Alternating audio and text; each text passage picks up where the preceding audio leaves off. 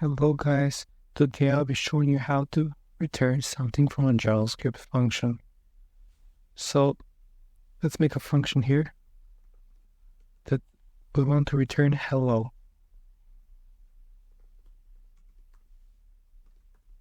So all we do is type the word return and hello.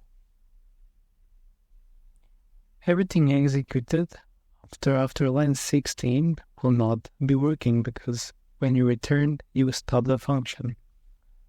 So when we console log the function hello,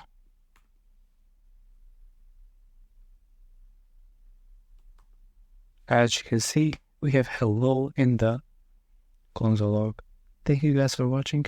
Have a great day and happy coding.